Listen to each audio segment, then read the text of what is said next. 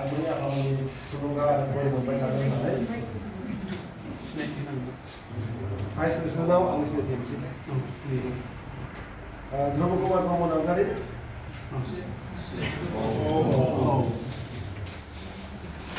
मबेन नार्जारि लक्ष्मी कान्त ब्रह्म बाबा भद्र सिंह स्वर्गियारि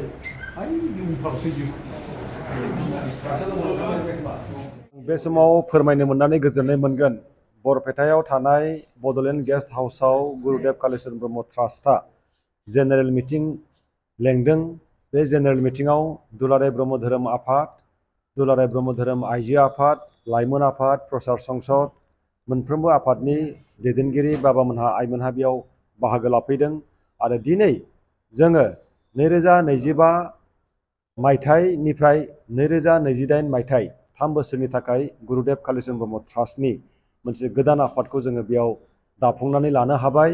दा बेयाव आङो रायजोफोरनि अननायजों रायजोफोरनि बोर मोननानै आरोबाव खेबसेबाव गुरुदेव कालीचरण ब्रह्म ट्रास्टनि आफादगिरि जानो मोननानै आं गोजोननाय मोनदों।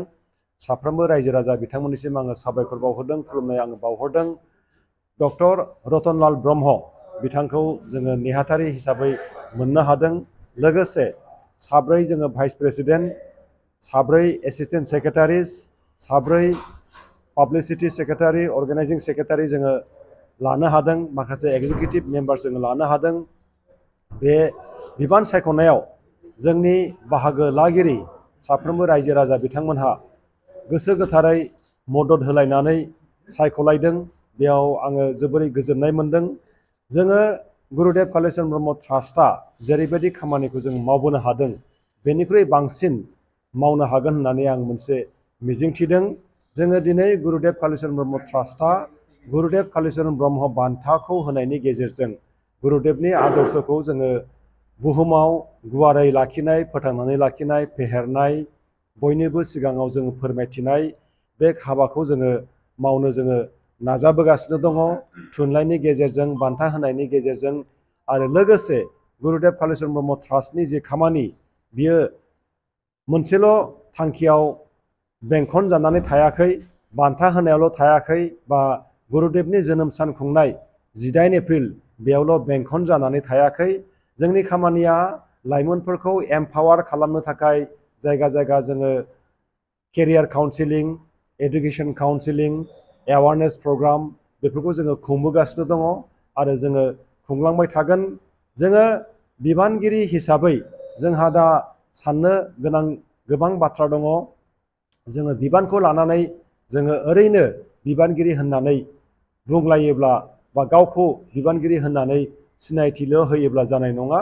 खामानि मावनायनि गेजेरजों जोङो गावनि बिबाननि जि बिबानगिरि जाय बिबानखौ लानानै जों बिबानगिरि जादों, जोंनि खामानि मावनायनि गेजेरजोंसो जों बेखौ बेरखांहोनांगोन। जोंहा गोबां खामानि मावनांगौ दङ। गुरुदेव कालीचरण ब्रह्मखौ दिनै भुबनेश्वरनि मानसिया मिथिनो हमबाय, दिल्लीनि मानसिया मिथिनो हमबाय। भारतनि जोंहा नखर मन्त्रि अमित शाह बिथांनि खुगायाव गुरुदेव कालीचरण ब्रह्मनि मुं लादों आरो लोगोसे सिगांनि प्रेसिडेन्ट, भारतनि प्रेसिडेन्ट रामनाथ क'विन्द बिथाङाबो गुरुदेव कालीचरण ब्रह्मनि मुंखौ लादों आरो नरेन्द्र मदि मानगोनां भारतनि प्राइम मिनिस्टार बिथाङाबो गुरुदेव कालीचरण ब्रह्मनि मुंखौ लादों। आसामनि मानगोनां chief minister doctor Himanta Biswa Sharma बिथाङाबो गुरुदेव कालीचरण ब्रह्मनि मुंखौ लादों।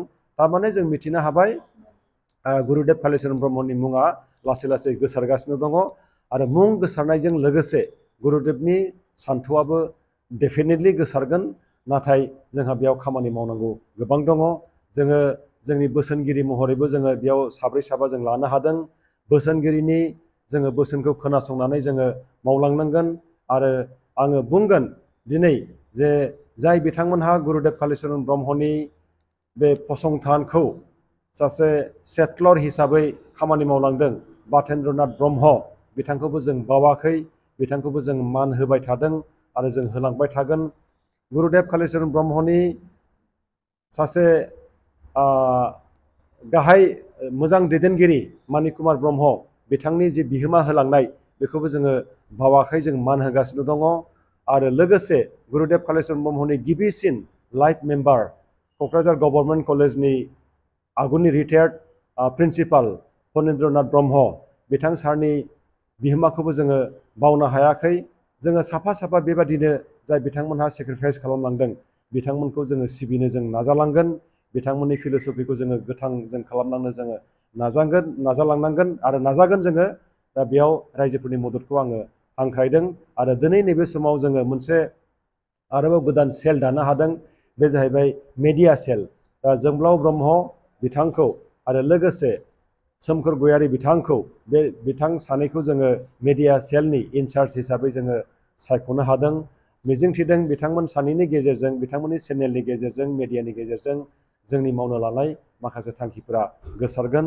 जोंनि मिशन आरो भिसना जाफुंगोन होननानै आं मिजिंथिदों आरो इसोरनि खाथियाव बेखौनो आं आरज गाबदों। लोगोसे आंखौ आरोबाव गुरुदेव कालिचरण ब्रह्म ट्रास्टनि आफादगिरि बिबानाव सायख'नायनि थाखाय आङो रायजो राजाफोरनिसिम खुलुमनाय जासिहरदों। गोजोन्थों। थुनलाइनि गेजेरजों आं गुरुदेवखौ सिबिनायनि आंहा जोबोर गोसो दङ। आङो थुनलाइनि गेजेरजों सिबिलांगोन आरो बेनि गेजेरजोंनो जोङो गुवार जों खालामनो हागोन आरो लोगोसे जोंहा डकुमेन्टेसन खालामनांगौनि गोनांथि दङ।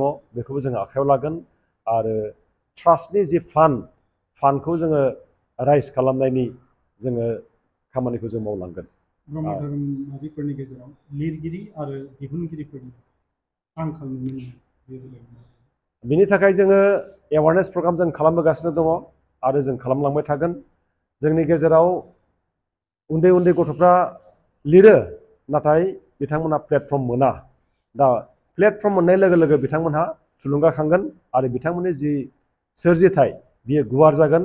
दा बेबायदि खाबुखौ जोङो होनो जों नाजालांगोन।